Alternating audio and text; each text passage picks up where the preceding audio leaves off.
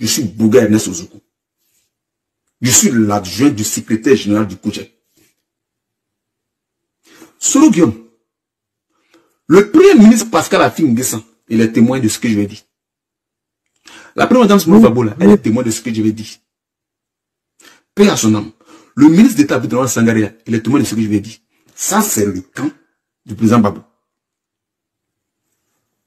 Dans ton camp, Konaté Navigue, il est témoin de ça. Quand ils ont pris l'élection présidentielle de 2010, tu as mis du temps avant de reconnaître, avant de dire que Ouattara a gagné. Écoutez-moi très bien, les amis. S'il y a des gens ici qui traitent des vidéos, cette partie-là, prenez-la après. Traitez-la. Et je lance un défi à tous les souristes. Ils disent qu'ils ont des campagnes de papouno. Dites-leur que moi, je dis, je les défie tous. Ils ne pourront pas. Soro Guillaume, tu es allé voir le président Babou pour lui dire. C'est grave, hein? Nous allons suivre ces révélations, n'est-ce pas?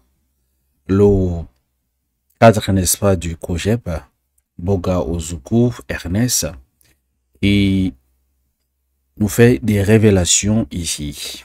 Guillaume Soro aurait-il trahi ses amis du RHDP d'antan dont c'était RDR en 2010 parce qu'il avait proposé un deal à Laurent Gbagbo et il a laissé cette personne que si on doute de ce qu'il dit, on les pose des questions. Parmi ces personnes, il a cité le premier ministre d'antan Affi N'Guessan, Konaté, également la première dame. Une personne qui sort comme ça, qui fait des révélations et fait partie, n'est-ce pas, d'un parti politique qui occupe un poste aussi important, un cadre, n'est-ce pas, de COJEP. Je pense que nous devrions l'écouter et on va se poser la question de savoir est-ce que finalement Guillaume Soro c'est un traître. Suivons donc attentivement ces révélations, on en revient juste après. Je suis Bouga Ernest Ozoukou. Je suis l'adjoint du secrétaire général du COJEP. Soro Guillaume, le premier ministre Pascal Affi N'Guessan, il est témoin de ce que je vais dire. La première dame Smolo Fabola, elle est témoin de ce que je vais dire. Paix à son âme. Le ministre d'État Abdourahmane Sangaré, il est témoin de ce que je vais dire. Ça, c'est le camp du président Babou. Dans ton camp, Konaté Navigue, il est témoin de ça. Quand ils ont pris l'élection présidentielle de 2010, tu as mis du temps avant de reconnaître, avant de dire que Ouattara a gagné. Écoutez-moi très bien, les amis. S'il y a des gens ici qui traitent des vidéos, cette partie-là, prenez-la après. Traitez-la. Et je lance un défi à tous les souristes.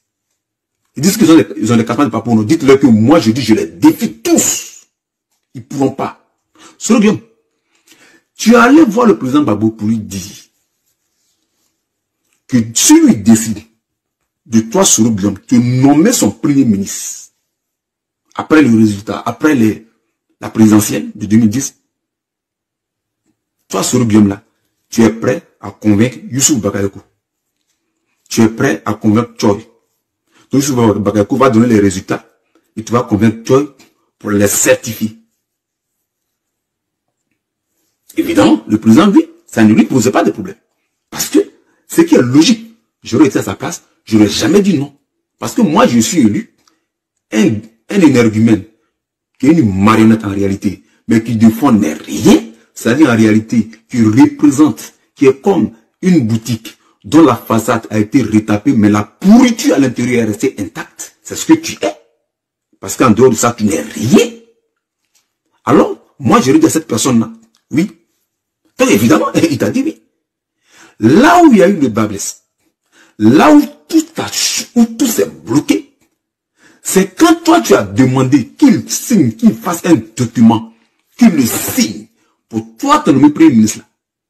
C'est là que son entourage, dont le premier ministre Pascal Affi N'Guessan, dont son épouse Simone Gbagbo, dont son ami et frère et compagnon de lutte, Feu Abdourahmane Sangaré, on dit non, ça là, on n'est pas d'accord. C'est là que toi tu es parti maintenant dans le camp d'Alassane Ouattara. Mais tu penses à Ouattara, tu penses qu'il ne sait pas ça? Non, je le dis. Tu n'es pas fiable, tu n'es pas constant, tu n'as aucune fiabilité toi. Toi, moi, je le dis toujours, je dis toi, tu évolues en fonction de l'engraissement de ton pancréas et de ta panse. Je l'ai toujours dit. Et je l'assume. Moi, pour moi, tu n'es pas un premier ministre. Tu n'es rien. Toi, je te dis que toi, tu fonctionnes selon le volume que tu veux donner à toi, ton pancréas et à ta panse. Le jour que ton intestin, là, il est gros, eh bien, en ce moment, tu deviens gourmand. Le jour qu'il est rétréci, ce jour-là, tu diminues le volume de... Toi, tu n'as pas de limite. Donc, tu mens au président Gbagbo et tu vas mentir au président Ouattara. C'est ce que tu es. Mais tes amis de ta génération, ça veut dire, il est resté constant du début jusqu'à la fin. Du début jusqu'à la fin, Blé Goudé a dit, Gbagbo là, je suis là, et je suis là, et je suis là. Tu étais où, toi là, si Gbagbo t'avait nommé premier ministre aujourd'hui là, Ouattara, toi tu avais dit qu'il a perdu. Je dis qu'on a été navigué là, BP qu'on a été navigué. Excusez-moi, il dit qu'on a été navigué. Qu'on a été Sidiki. C'est pas qu'on a été navigué, c'est qu'on a été Sidiki. Je me suis, voilà, c'est un lapsus. BP moi qu'on a été Sidiki. Je dis, il était là. Moi, on te connaît. Tu es un essuie-glace, comme le dit Amandabo. Tu es un essuie-glace, Rubio. Mais toi là, eux tous là, au RDR, au RHDP, mais ils savent que tu n'es pas quelqu'un de crédit. Donc ils ne peuvent jamais te confier la destinée de leur machine.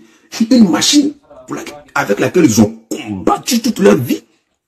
La remettre entre les mains d'un roublard, d'un opportuniste. La remettre entre les mains d'un carriériste, d'un postophile. Ça n'a pas de sens. C'est ce que tu es. Tu n'es pas crédible. Tu n'as aucune constance. Je le répète encore. Sur Guillaume, toi, tu allais négocier avec le président Gbagbo. C'est moi qui te le dis. Et tu le sais, Konaté s'est dit qu'il était là. Si la présidence pour Gbagbo, le premier ministre Safin Guessan, le ministre d'État Aboudamal Sangaré, et ça ne posait pas de problème. Mais c'est quand toi, Soro, tu as demandé à ce que le président Gbagbo rédige un document pour le signer, il a dit, niet, ça passe pas. Et tous ont dit, niet, ça passe pas. Donc toi, tu ne fonctionnes que, toi, Soro, tu ne fonctionnes que selon le volume de ton estomac. Voilà, vous venez donc de suivre, n'est-ce pas, les révélations de Boga, cadre du COJEP, voilà, qui, en résumé, si on peut dire, pour lui, Guillaume n'est rien, c'est juste un manipulateur, c'est juste une personne qui n'est pas fiable, une personne qui n'est pas crédible, une personne qui a trahi ses amis du RDR d'antan. Voilà. Maintenant, pour vérifier ces informations, parce que là, il a donné des personnes qui peuvent être témoins, et c'est pas n'importe lesquelles.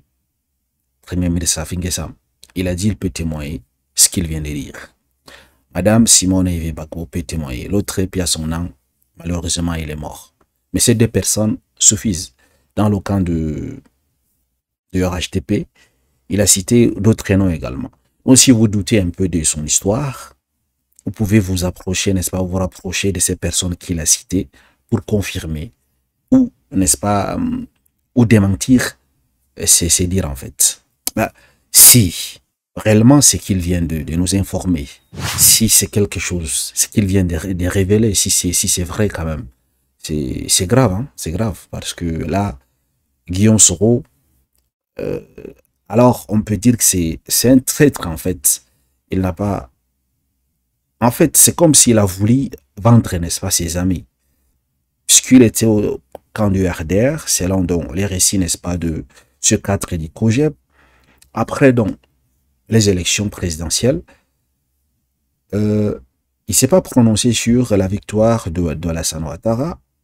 Il est d'abord allé voir Laurent Gbagbo pour lui proposer des deals. Si tu me nommes Premier ministre, et voilà, je peux convaincre, n'est-ce pas, Youssouf Bakayoko, voilà, de proclamer que tu as gagné. Et également, je peux convaincre, n'est-ce pas, Chaé pour certifier cela. Et puis voilà, la victoire est là. Mais là, ça peut soulever plusieurs autres interrogations.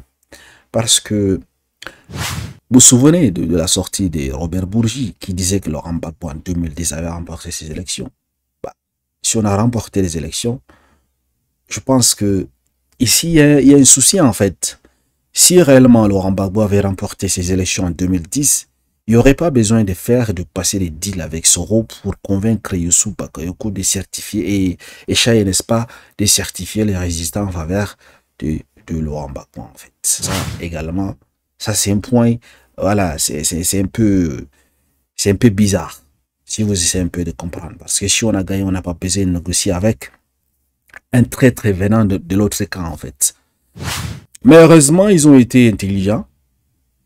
Et puis voilà, les Abdrahman Sangare ont refusé, n'est-ce pas, que Laurent Gbagbo rédige la lettre qui montre, qui certifie qu'ils ont passé le deal et que je vais les nommer Premier ministre. Vous imaginez si Laurent Gbagbo avait accepté cela?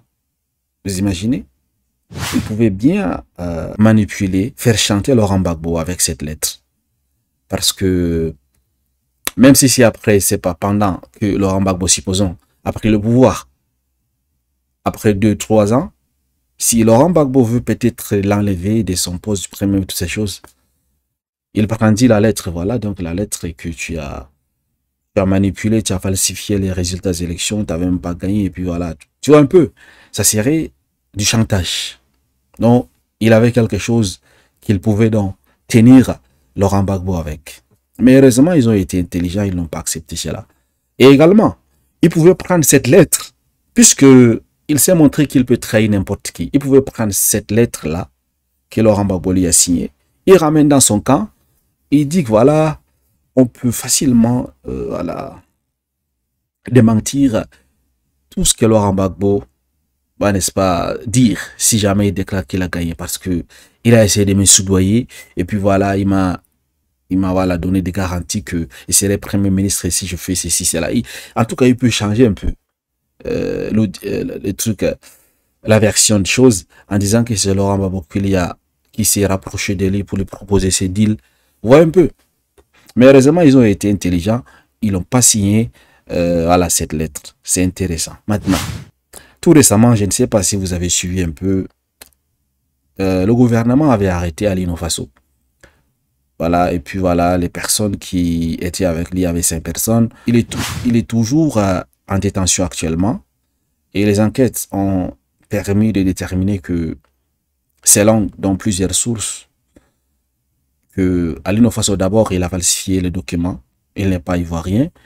Et puis, apparemment, le régime d'Ibrahim Traoré soutiendrait Guillaume Soro pour déstabiliser, pour faire, n'est-ce pas, fomenter un coup d'État avant octobre, avant donc ces élections qui arrivent là, de 2025.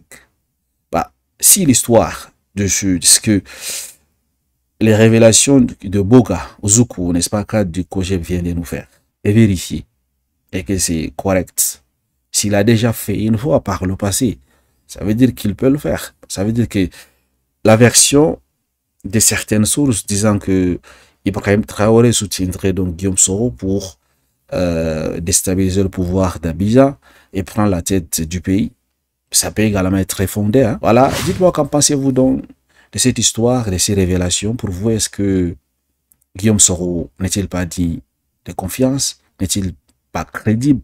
Est-ce que lui, il a toujours été un traître? Ou bien c'est juste, n'est-ce pas, des informations que le COGEP veut faire passer pour salir l'image de Guillaume Soro? Voilà, comment voyez-vous donc ce débat? Merci de m'avoir suivi. Excellente soirée à vous. À très bientôt, chers amis.